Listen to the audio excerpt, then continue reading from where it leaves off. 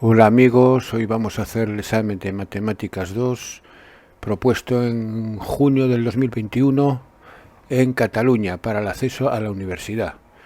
Vamos entonces a comenzar con el primer ejercicio que nos dice así: considérese la parábola igual a 4 menos x al cuadrado y un valor a positivo. Compruebe que la ecuación de la recta tangente a la gráfica de la parábola en el punto de ascisa x igual a es, ahí me aparece esa expresión, de una recta, y calcule los puntos de corte de dicha recta tangente con los ejes de coordenadas. Bien, pues vamos a comenzar sabiendo que la ecuación de una recta tangente a la gráfica de una función en el punto de ascisa x igual a viene determinada por la ecuación punto pendiente de la recta, que es y menos la imagen en el punto, en este caso en A, es decir, sería y menos f de A, igual a la pendiente, que es la derivada en el punto, por x menos A. Recordar que la derivada en el punto es, por interpretación geométrica de la derivada, es la pendiente de la recta tangente a la función en dicho punto. Así que la pendiente es f' de A, de ahí que recordar que la ecuación punto pendiente de la recta era y menos y sub 0 igual a m por x menos x sub 0, donde x sub 0 es la abscisa, entonces f de x sub 0 sería la correspondiente ordenada, así, y x sub 0, en este caso a, sería la abscisa. Aquí tenemos por x menos a y, repito, multiplicamos por la derivada de a, que es la pendiente de la recta. Entonces, vamos a ver quién es f de x, que ya f de x es 4 menos x al cuadrado, y la derivada de f de x, que también la voy a necesitar, que es menos 2x. Sustituimos la x por a para hallar la imagen en el punto y la derivada en el punto. Entonces, f por a, f de a es 4 menos a cuadrado, y f' de a es menos 2a. Y ahora sustituimos por los valores correspondientes en la ecuación de la recta. Quedaría y menos 4 menos a cuadrado para f de a igual a f' de a, lo sustituyo por menos 2a por x menos a. Haciendo aquí estas operaciones, quitando estos paréntesis, despejo la y es igual a menos 2ax más 2 a cuadrado, y este pasa sumando, sería más 4 menos a cuadrado. Bueno, ahora voy agrupando todo.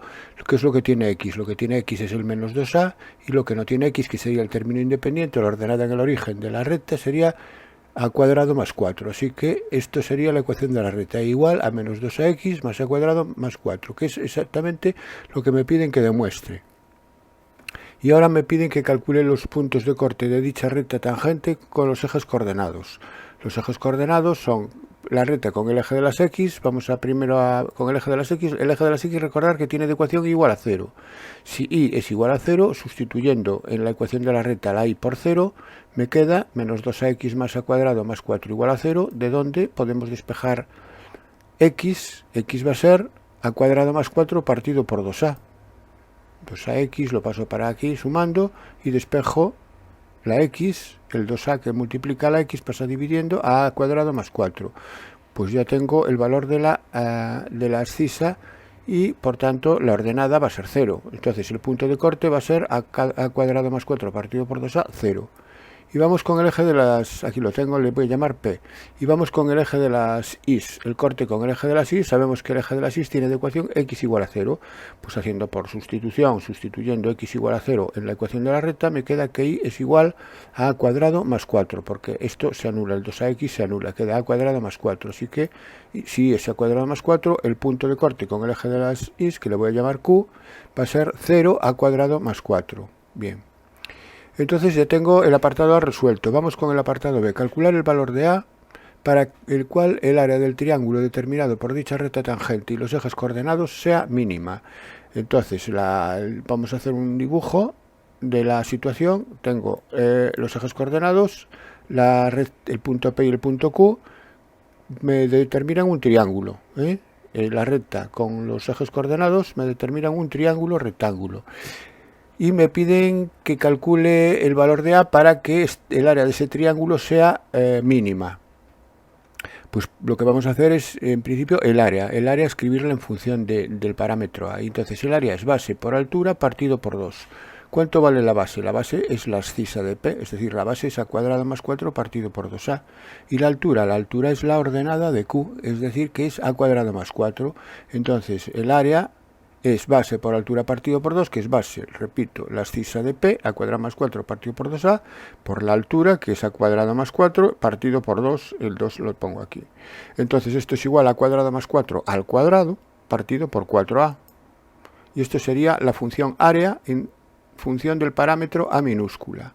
Como quiero averiguar A para que esta función sea mínima, lo que tengo que hacer es ver la derivada donde se anula, porque sabemos que en los mínimos o en los máximos la derivada se anula. Entonces vamos a ver cuáles son los candidatos para ser solución de mi problema. Así que hago la derivada, y la derivada de esta función es un cociente. La derivada de un cociente sería la derivada del numerador, que es entonces una potencia de entrada, sería 2 por a cuadrado más 4 por la derivada de a cuadrado más 4, que es 2a, por el denominador sin derivar, por 4a, menos la derivada del denominador, que es 4, por el numerador sin derivar, que es a cuadrado más 4 al cuadrado, partido todo esto por el denominador al cuadrado, es decir, 16 al cuadrado. Bien, hacemos ahora operaciones en el numerador, desarrollando estos paréntesis y estos productos, y ya sin pararme mucho, yo os digo que esto es lo que me va a quedar. Me va a quedar 12 a la cuarta más 32 al cuadrado menos 64 partido por 16 al cuadrado. Quiero ver dónde se anula la derivada. Para que esto se anule, el numerador se tiene que anular, así que el tratar de encontrar el valor de A donde la derivada se anule es lo mismo que buscar las soluciones de la ecuación de segundo grado, la ecuación de segundo grado, no, esto es una ecuación de bicuadrada en el numerador, ¿no? Resolvemos esta ecuación bicuadrada obteniendo que a cuadrado es igual, aplicamos la fórmula de la ecuación de segundo grado, pero para una bicuadrada, entonces ahí despejamos a cuadrado, podemos hacer t igual a cuadrado, pero bueno, ya no nos vale la pena a estas alturas andar con esos cambios de variable para resolver una bicuadrada, ya despejamos directamente a cuadrado, y a cuadrado es igual a 4 tercios y a menos 4. Evidentemente la solución menos 4 no me sirve porque un cuadrado no puede ser negativo, así que A tiene que ser la raíz cuadrada de 4 tercios. La raíz de 4 tercios es 2 partido raíz de 3, que racionalizado sería 2 raíz de 3 partido por 3. Vamos a ver que efectivamente para este valor de A la función área es un mínimo.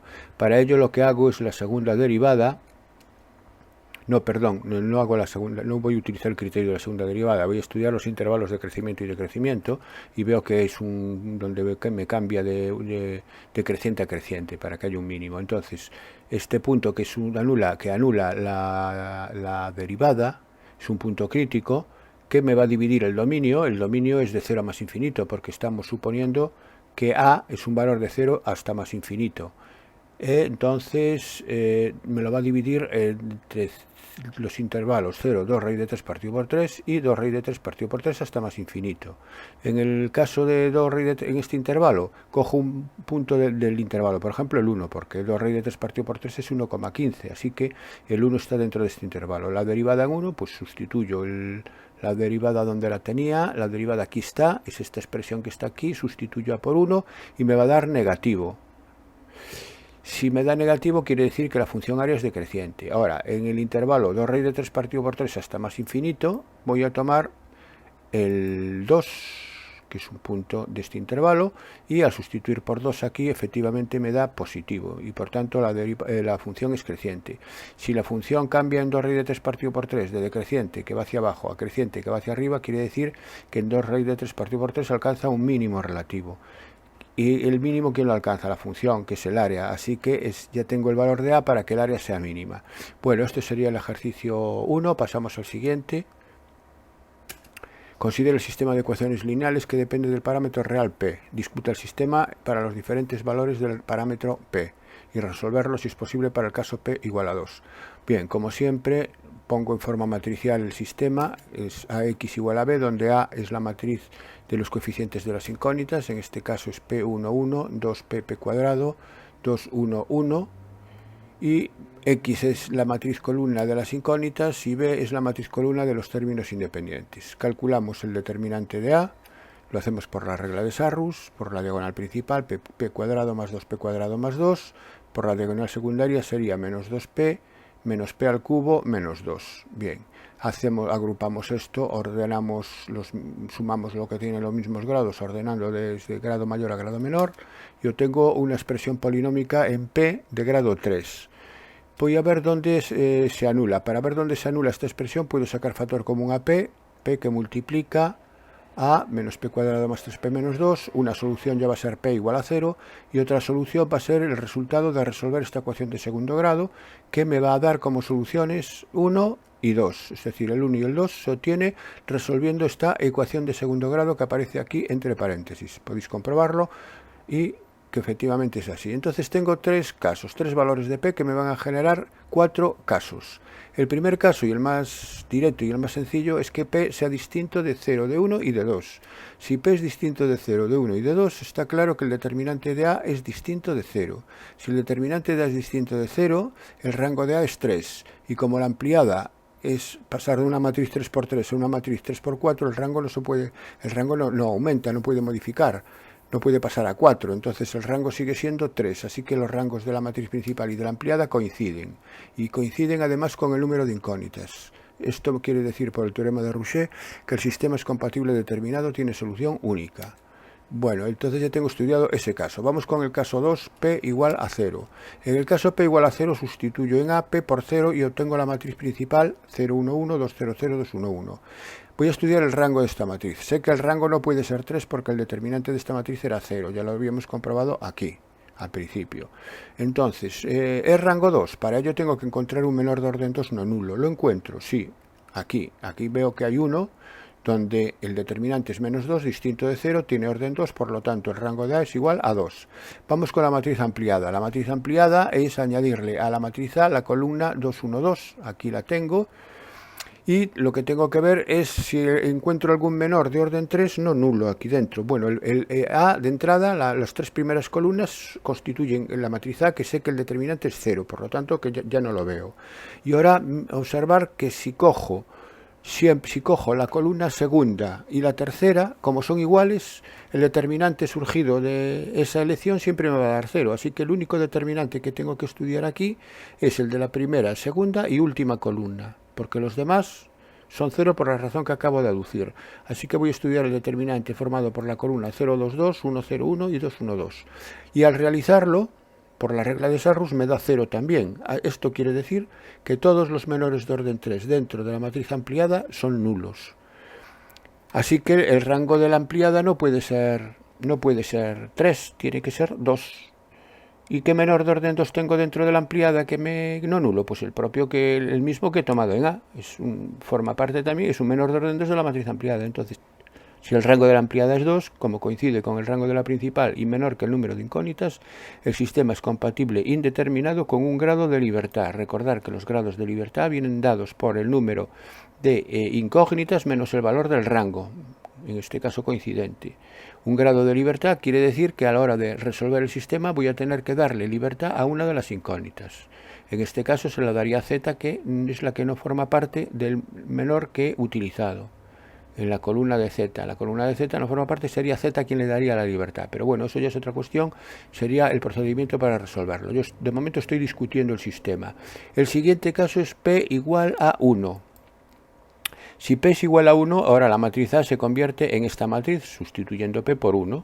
Y lo mismo, hay que ir a hacer la misma argumentación que anteriormente. A ver, ¿cuánto vale el rango? El determinante de S, que es 0, por lo tanto el rango no puede ser 3, el rango es 2. ¿Encuentro un menor de orden 2? Sí, lo encuentro. Aquí tengo un menor de orden 2, el 1, 1, 2, 1. Por lo tanto, puedo afirmar que el rango es 2 porque este es no nulo, ¿no? El determinante es menos 1, es no nulo. Bien, pasamos a la ampliada. La ampliada es la propia A aumentado ahora con el término independiente 2, 1, 2. Aquí volvemos a tener dos columnas repetidas. Entonces, cualquier menor de orden 3 que tomemos con estas dos columnas siempre me va a dar 0. Así que olvidémonos de ellas y pasemos a los casos en los que no tengo nada repetido y que me pueda dar distinto de 0. Por ejemplo, el 1, 2, 2, el 1, 1, 1 y el 2, 1, 2. Sería ese el que tendría que estudiar. El 1, 2, 2, el 1, 1 y el 2, 1, 2. Y al hacer este determinante resulta que encuentro que me da menos 1, que es distinto de 0. Si he encontrado entonces un menor de orden 3 no nulo dentro de la ampliada, quiere decir que el rango de la ampliada es 3. Como los rangos son distintos, esto ya es muy sencillo, el sistema es incompatible según el teorema de Rouchet-Frobenius. Por tanto, no tiene solución. Así que pasamos al caso cuarto y último, que es el caso P igual a 2. En el caso P igual a 2, la matriz A es ahora, sustituyendo P por 2 en la matriz general A, es esta matriz. determinante de A, 0. Determinante de A, repito, para el caso P igual a 2 era 0. Por tanto, rango menor que 3.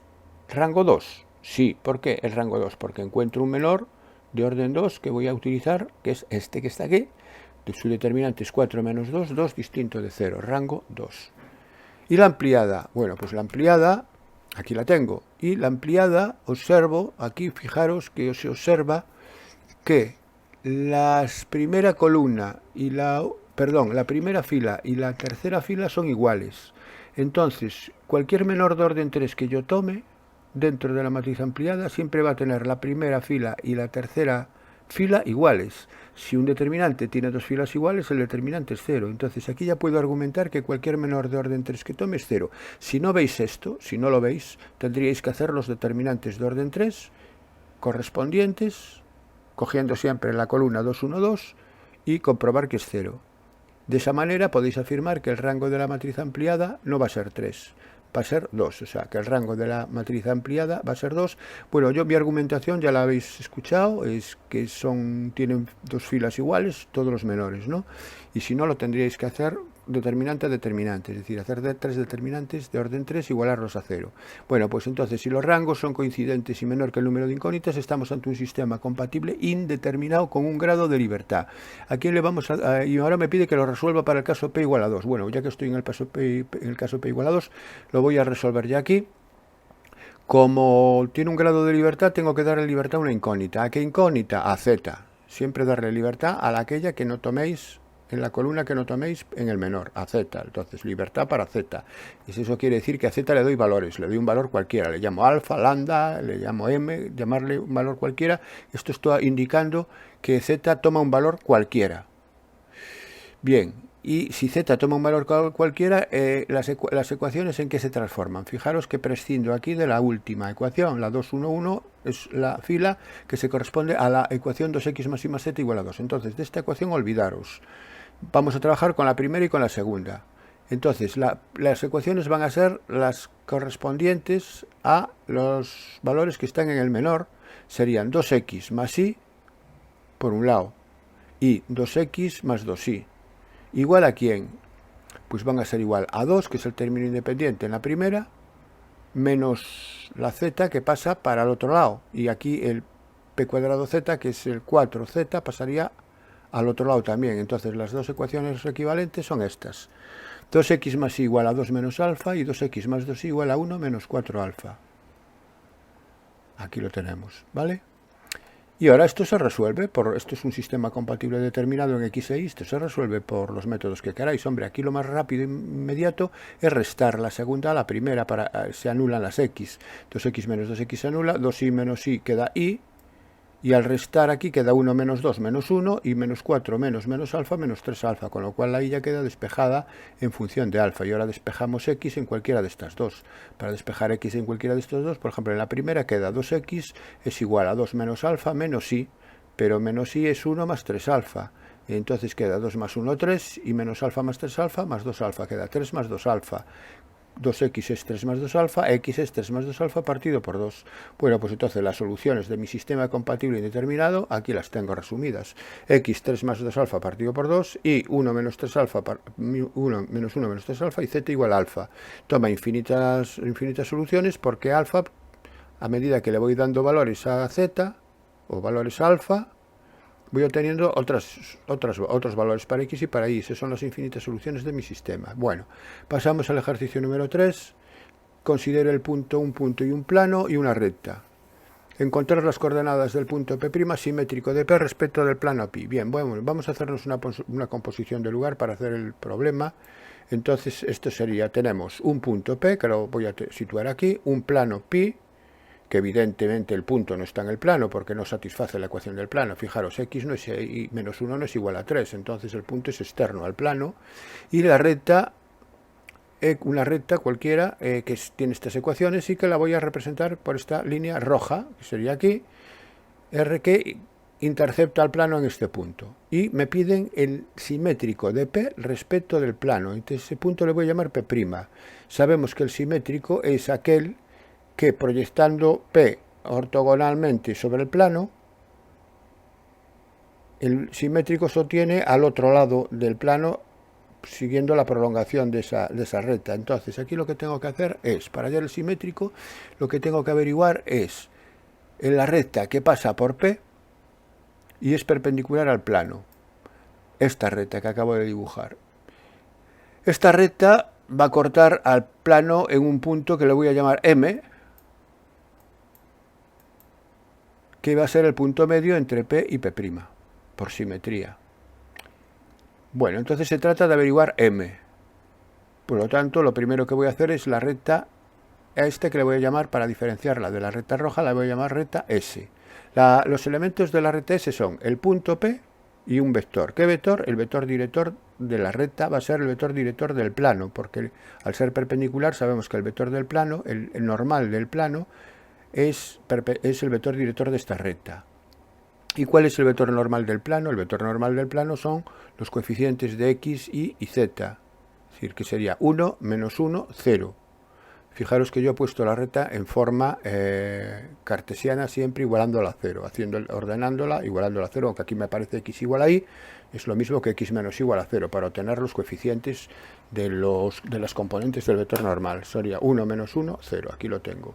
Bien, con este punto y este vector construyo las ecuaciones paramétricas de la recta S, y las ecuaciones paramétricas de la recta S son estas, donde el parámetro le voy a llamar beta, le podéis llamar alfa o como queráis, yo le llamo aquí, le estoy llamando beta, sería menos 1, que es el punto, más 1 por beta, más 3, y igual a 3, que es en la coordenada del punto, menos 1 por beta, es decir, menos beta, y más la tercera coordenada del punto para z, z igual a 1, más 0 por beta, queda 0, queda z igual a 1. Bueno, estas son las coordenadas, las ecuaciones paramétricas de la recta, que a su vez son las coordenadas genéricas de cualquier punto que esté en la recta S. Bien, ¿cómo calculo ahora el punto M? El punto M es la intersección de la recta con el plano.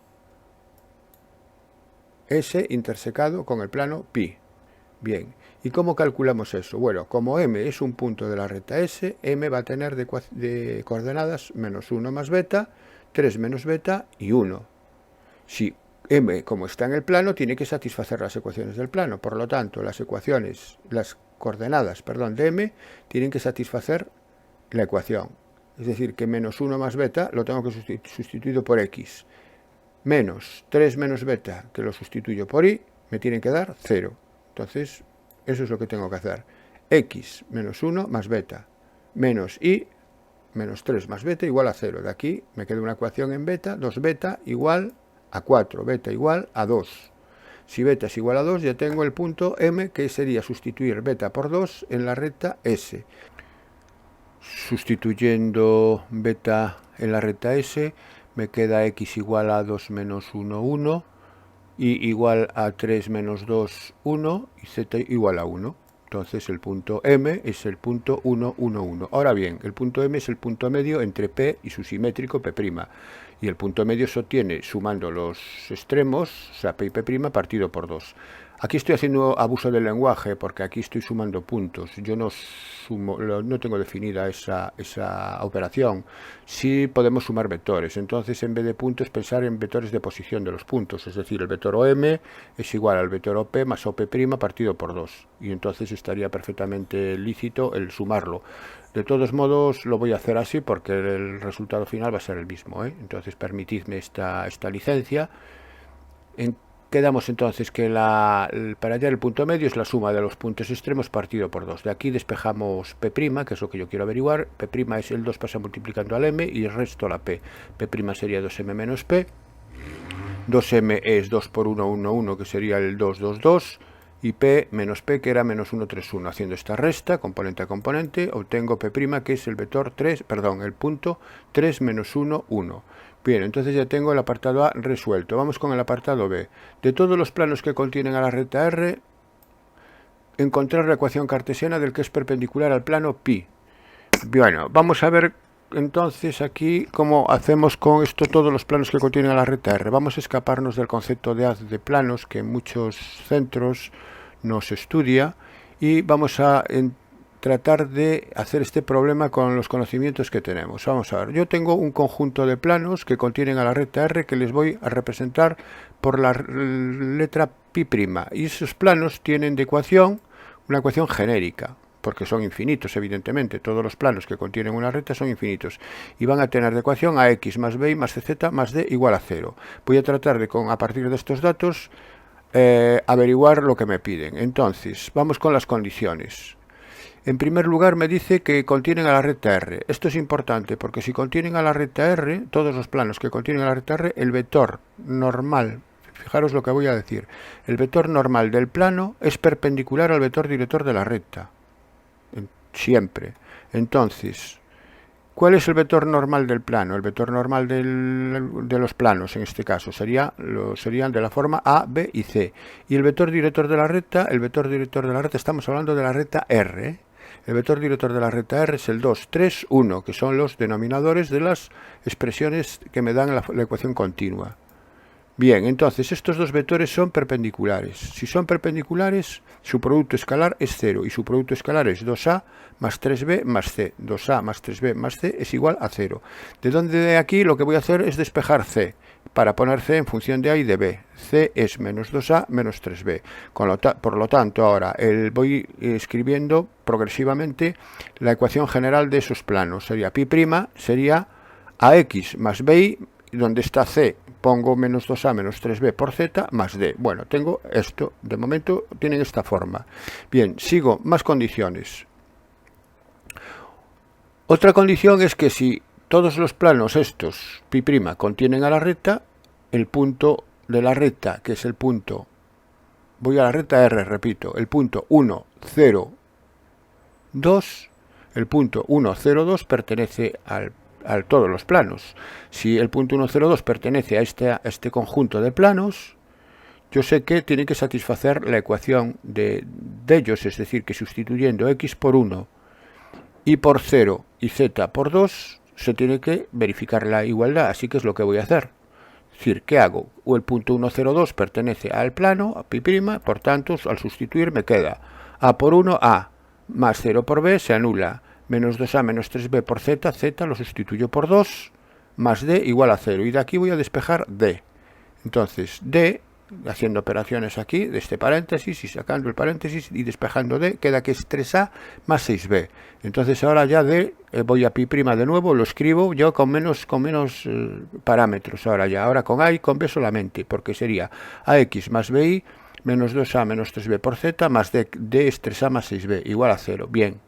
Y por último me piden que calcule la ecuación cartesiana del plano que es perpendicular a estos. Bueno, pues la ecuación de que es perpendicular al plano pi. El plano pi es x igual a y. El plano pi es x igual a y, que tiene de vector normal, lo vimos en el apartado anterior, 1 menos 1, 0. Entonces, si es perpendicular a los planos pi', el vector normal de pi tiene que ser perpendicular al vector normal de pi'. ¿Y quién es el vector normal de pi'? El vector normal de pi' es a, b menos 2a menos 3b. Y el de pi es 1 menos 1, 0. Su producto escalar tiene que ser 0. Hacemos el producto escalar, indicándolo aquí. Fijaros que c es menos 2a menos 3b. Y me queda a menos b igual a 0. Porque aquí queda 0 por c, y aquí ya pongo c. Aunque ponga menos 2a menos 3b, me sigue dándome 0 igualmente. Entonces tengo que a es igual a b. Si a es igual a b, entonces los pi' ¿en qué se transforman ahora? Pi' sería donde está b, pongo a, y me queda esta expresión. Me queda que los pi' son ax más a', porque b es igual a menos 2a menos 3a, más 3a más 6a. Es decir, me quedaría esto. Me quedaría este plano. ¿Y ahora qué hago? ¿Cuál es la solución? Mi solución ahora es, divido todo por a. A ver, a no puede ser 0, porque si a fuese 0 no tengo ningún plano, me quedaría todo 0 igual a 0, no habría plano ninguno. Entonces, puedo suponer que a es distinto de 0. Si a es distinto de 0, divido todo por a, y ¿qué me queda? Me queda el siguiente plano, me queda x más y menos 5z más 9 igual a 0, y esa sería la solución de mi problema. Bueno, es la forma de que se me ocurre hacerlo, para escapar un poco del concepto de haz de planos, que no todo el mundo sabe cómo se trabaja. Bien, y pasamos entonces al ejercicio número 4. Sea la función me dan un cociente donde el numerador es un logaritmo neperiano definido en el dominio x mayor que 0. Aquí ya me solucionan cualquier problema con el dominio, porque para los x mayor que 0 esta función siempre está definida y no tiene ningún problema. El único problema sería para los valores negativos, donde el logaritmo no estaría definido, y para el 0, donde se anula también aquí el denominador. Pero como me los dan ya directamente para x mayor que 0, no hay ningún problema. La función es continua en ese dominio, etcétera, etcétera. Y derivable también, por supuesto, va a serlo, etcétera. Encuentre las coordenadas de un punto de esta curva en la cual la recta tangente a la curva sea horizontal. Vamos a ver, si yo tengo una recta horizontal, lo primero que tenemos que saber es que si la recta es horizontal, la pendiente es cero, porque no ni crece ni decrece, es horizontal. Es una recta, es un llano, por lo tanto, pendiente 0. Ahora, la pendiente era la derivada de la función en el punto. Por lo tanto, tengo que buscar un punto x donde la derivada se anule. Así que lo que tengo que hacer es, a partir de la función que me dan, la derivada, igualarla a 0 y averiguar qué valor de x me anula la derivada. Pues vamos allá. Hacemos la derivada. Esta es la derivada de un cociente. La derivada de un cociente es la derivada del numerador por el denominador sin derivar. La derivada del logaritmo de x es 1 partido por x por el denominador sin derivar x, menos la derivada del denominador, que es 1, por el numerador sin derivar, que es logaritmo de x, partido por el denominador al cuadrado, que es x al cuadrado. Bien. Ahora fijaros en lo siguiente, lo que voy a hacer. Estas dos x se anulan, se simplifican por división, y me queda 1 menos logaritmo de x partido por x al cuadrado. Ya tengo la derivada. ¿Dónde se anula la derivada? Bien, como es un cociente, la derivada se anula cuando se anula el numerador, cuando 1 menos logaritmo neperiano de x es igual a 0.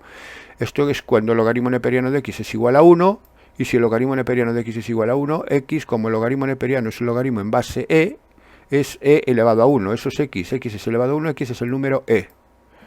Entonces se anula en el número e. Entonces me estaban diciendo, encuentre las coordenadas de un punto de la curva en el cual la recta tangente sea horizontal. Bueno, pues es en x igual a e. ¿Y cuál es la ordenada del punto? Es f de e. F de e es el logaritmo de e partido por e.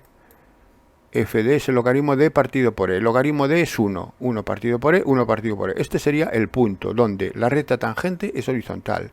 Y me dicen que analice si la función tiene un extremo relativo en dicho punto. Para ver si tiene un extremo relativo, lo que voy a hacer es utilizar el criterio de la segunda derivada. Voy a hacer la segunda derivada de esta función.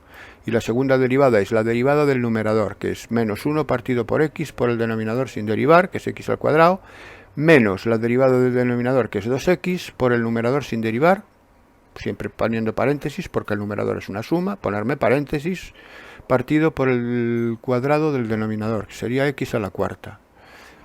El x al cuadrado entre x se anulan por simplificación y queda x. Queda una x aquí y una x aquí, que sacando factor común sería con una x en el denominador. Entonces aquí me quedaría menos 1, menos 2, menos 3. Menos 3 más logaritmo neperiano de x, menos 3 más 2, perdón, entre este 2, logaritmo neperiano de x partido por x al cubo. Esto ya es la simplificación final.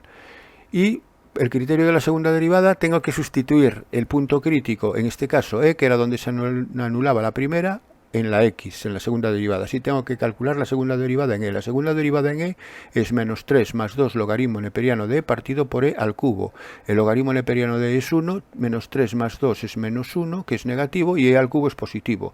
Negativo entre positivo y negativo, por tanto la segunda derivada es negativa. El criterio de la segunda derivada me dice que si la primera derivada en el punto es 0 y la segunda derivada es negativa, ahí hay un máximo relativo. Entonces en el punto e1 partido por e hay un máximo relativo. Ya queda confirmado que tiene un extremo relativo y además es un máximo. Vamos con el apartado B. Determinar si la función tiene alguna asíntota horizontal. Si tiene alguna asíntota horizontal es hacia el más infinito, porque la función la tengo definida, estoy trabajándola en el dominio x mayor que 0. Así que para que tenga una asíntota horizontal tengo que ver qué pasa cuando el límite de la función cuando x tiende a más infinito. Y este límite cuando x tiende a más infinito quedaría logaritmo de más infinito es más infinito partido por más infinito. Esto es un infinito partido por infinito, que es una indeterminación a la que le puedo aplicar la regla del L'Hopital directamente. sería, según la regla del L'Hopital, sería el límite de la derivada del numerador, que es 1 partido por x, partido por la derivada del denominador, que es 1. 1 partido por x entre 1 es 1 partido por x. Entonces me queda el límite, cuando x tiende a más infinito, de 1 partido por x. 1 partido por más infinito, pues cuando x es enormemente grande, el cociente es enormemente pequeño, así que el límite es 0. Si el límite es 0, puedo afirmar que en y igual a 0 hay una, es decir, que es el eje de las x, hay una asíntota horizontal cuando x se va hacia más infinito. Esto es una asíntota horizontal. La curva se va pegando hacia la derecha, hacia el eje de las x cada vez más, ¿no?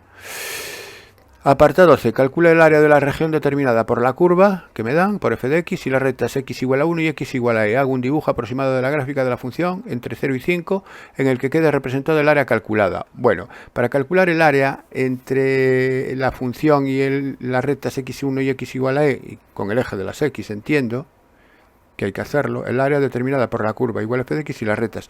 Las rectas son perpendiculares. Para que haya una región que me determine un área, necesito tener una referencia con respecto al eje de las x. O salvo que se corte la función, entre el 1 y e, pero eso no ocurre. Vamos a ver por qué. Bueno, vamos a calcular el punto de corte de f de x con el eje de las x. Para ello igualamos a 0. Para el eje de las x igualamos a 0 y me queda logaritmo neperiano de x partido por x igual a 0, logaritmo neperiano de x igual a 0, y el logaritmo neperiano de x es igual a 0 cuando x es igual a 1.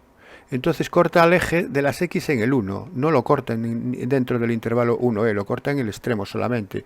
Esto quiere decir que la función entre 1 y e o siempre es positiva o siempre es negativa. Y entonces vamos a ver cómo es en el intervalo 1e la función. En el intervalo 1e, para ver cómo es la función, voy a sustituirla por un punto cualquiera entre 1 y e, el 2, y al sustituir me queda logaritmo neperiano de 2 entre 2, eso es positivo. Por lo tanto, la función es positiva en el intervalo 1e, lo cual quiere decir que está por encima del eje de las x. Así que el área pedida, repito, el área entre la función, el eje de las x, añado, y entre 1 y e, es la integral entre 1 y e del logaritmo neperiano de x partido por x diferencial de x. Bien, ¿cómo se calcula la primitiva de esto? Pues esto es sencillo, se hace por un cambio de variables, le llamamos logaritmo neperiano de x igual a t. Si el logaritmo neperiano de x es igual a t, al hacer la derivada queda 1 partido por x diferencial de x igual a diferencial de t. Y los extremos de integración pasamos a t, es decir, si el logaritmo neperiano de 1 es 0, es decir, donde hay aquí 1, si trabajamos en la variable t, el 1 se convierte en un 0, porque el logaritmo neperiano de 1 es 0. ¿Y la e en qué se convierte? La e se convierte en t igual a 1, logaritmo neperiano de igual a 1. Entonces, esta integral entre 1 y e pasa a ser la integral entre 0 y 1 de logaritmo neperiano de x, que le he llamado t, partido por x, diferencial de x, x diferencial de t. Las x se van, como se lo esperado, y me queda integral entre 0 y 1 de t diferencial de t. La primitiva de t es t al cuadrado partido por 2, entre 0 y 1 sustituimos la t por 1 y luego por 0 y restamos y queda 1 al cuadrado entre 2 menos 0, un medio. Eso sería la solución. Si queréis hacer la integral indefinida y ponerla en función de t, quedaría la integral entre 1 y e del logaritmo neperiano al cuadrado de x partido por 2, que os va a dar un medio igual. Es decir, si no queréis trabajar en t y queréis trabajarlo en x, para no tener que cambiar los extremos de integración, os va a dar lo mismo, podéis comprobarlo. Bien, y el dibujo pues sería entre 0 y 5, la recta luego se va con la asíntota, que digamos que era una asíntota, el eje de las x una asíntota horizontal, y el área que me están pidiendo es la integral esta que está sombreada, desde 1 hasta el número e, el e andará por aquí, la integral entre 1 y e de la función que está por encima del eje, y sería esa área que está ahí. Esto valdría la mitad de una unidad, 0,5. Bien, pasamos al ejercicio número 5, dada la matriz, aquí me da una matriz A, con muchos ceros, resolver la ecuación matricial a cuadrado por x igual a menos 3i, donde es la matriz de identidad. Bien, para resolver una ecuación matricial tenemos que despejar la x o aislar la x en un miembro. Si yo parto de a cuadrado x igual a menos 3i, pues para dejar la x aislada aquí, tengo que eliminar al cuadrado. Para eliminar al cuadrado lo que voy a hacer es multiplicar por la inversa del a cuadrado a la izquierda. Multiplico por la inversa de a cuadrado, y si lo multiplico a la izquierda, también lo tengo que hacer a la derecha. Es decir, quiero decir que tengo que multiplicar por la izquierda a menos 3i, por a cuadrado menos 1. este miembro. Vale, y siempre coger paréntesis porque estoy multiplicando toda la suma. Y siempre hacerlo por el mismo lado, porque el producto no es conmutativo. Si aquí lo hacemos por la izquierda, aquí lo hacemos por la izquierda. Bien, pues entonces lo que voy a hacer es bueno, a cuadrado menos 1 por a cuadrado se cancelan porque me da la identidad, y la identidad por x es x. Entonces ya queda la x aislada o despejada, y por tanto x es la inversa de a cuadrado por a menos 3i. Tengo que hacer la inversa de a cuadrado. Para ello lo primero que voy a hacer es a cuadrado. A cuadrado es a por a. A por a hago el producto. Aquí en el producto no me paro ya. Este producto, ya sabemos cómo se hacen los productos de matrices. Y para hallar su inversa, primer paso, el determinante. Determinante de a cuadrado, hago por Sarrus 0, 1, 0, 0, 0, 0, 1. Me da 1. Siguiente paso, matriz adjunta. La matriz adjunta también sé cómo se hace. Elimina fila y columna del elemento y el determinante de lo que me queda, cambiándole de signo según la posición. En las de 3×3 las que cambian de signo son los que están en esta posición, en la posición 1, 2, en la posición 2, 1, en la posición 2, 3, en la posición 3, 1, perdón, en la posición 3, 1, no, en la posición 3, 2. Son los que suman posiciones impares. Esos son los que cambian de signo. Bien, la matriz adjunta sería esta.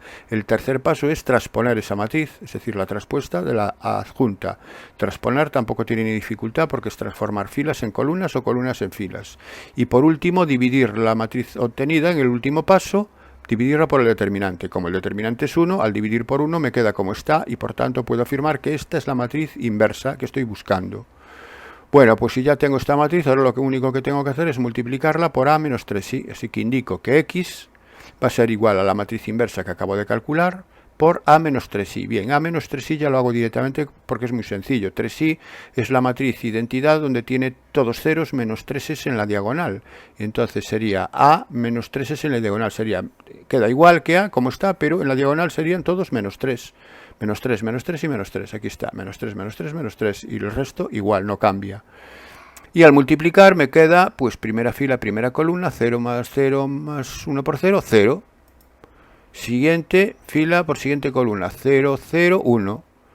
0, 0, menos 3. Y luego pasamos a la segunda fila. La segunda fila sería menos 3, 0, 0, menos 3, 0, 0, 0 y 1, 0, 0, 1. Y la última es lo del medio, queda 0, menos 3, 1. No, perdón. 1, menos 3, 0, efectivamente. Bueno, pues el producto sabéis hacerlo, o deberíais saber hacerlo, y ya queda resuelto X. Vamos con el apartado B. Me dice una matriz cuadrada M satisface esta igualdad, donde I es la matriz de identidad. Justifique que M es invertible y exprese la inversa de M en función de M y de I. Bueno, pues para ver que M es invertible voy a hacer lo siguiente. Voy donde está M, lo dejo como está, paso la I a la derecha, sumando, queda que M al cubo menos 3M al cuadrado más 3M es igual a I. Este es el primer paso. El siguiente paso es sacar factor común a M aquí. M que multiplica aquí en a M cuadrado menos 3M más 3I igual a I. Cuidado que es más 3I, ¿eh?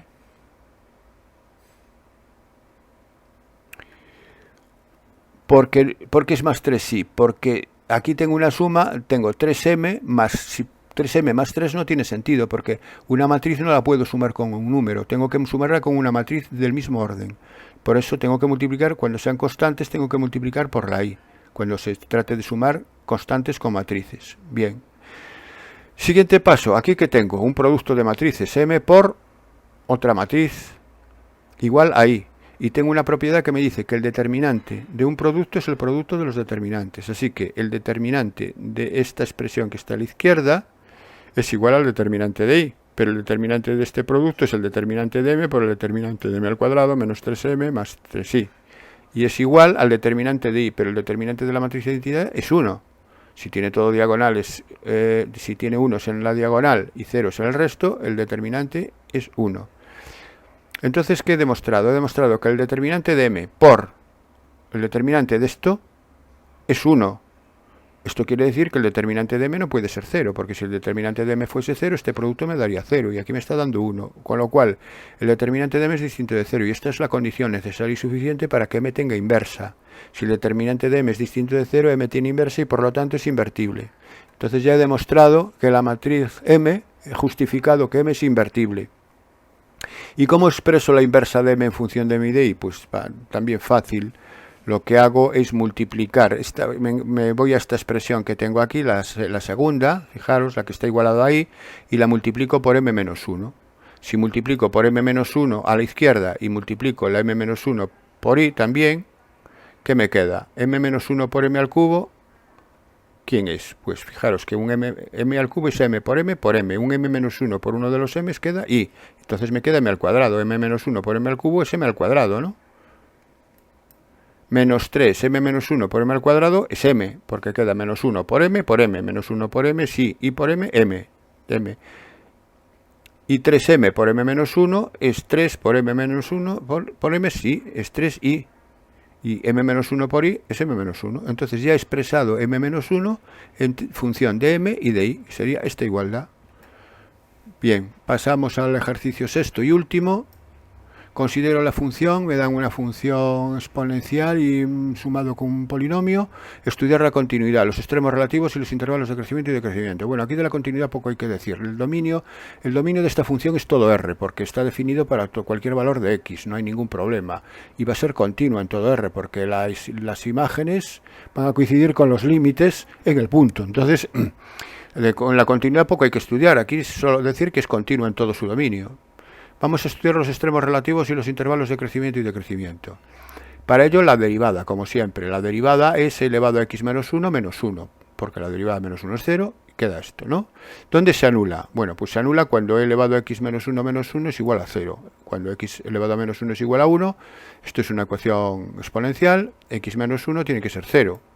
Si x menos 1 es 0, resulta que se anula en x igual a 1. Este punto crítico donde se anula la derivada me divide el dominio, que es desde menos infinito hasta más infinito, porque es todo R, en dos intervalos de monotonía, que son el intervalo desde menos infinito hasta 1 y desde 1 hasta más infinito. ¿Qué pasa de menos infinito a 1? Pues tengo que estudiar el signo de la derivada, para lo cual tomo un punto cualquiera de ese intervalo, el 0, y sustituyo el signo de la derivada en 0. F' de 0, ¿quién es f' de 0?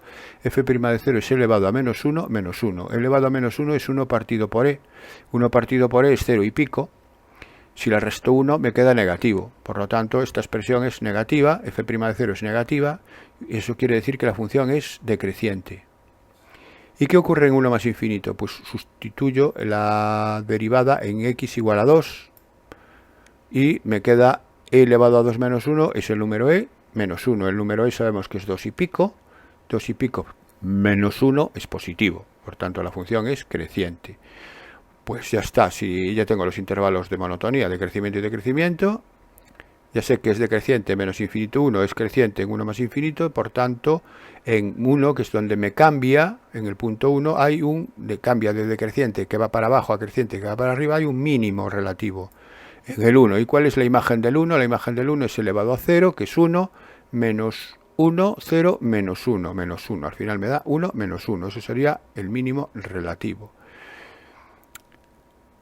Bien, y ahora me dice demostrar que la ecuación f de x igual a 0 tiene exactamente dos soluciones entre menos 1 y menos 3.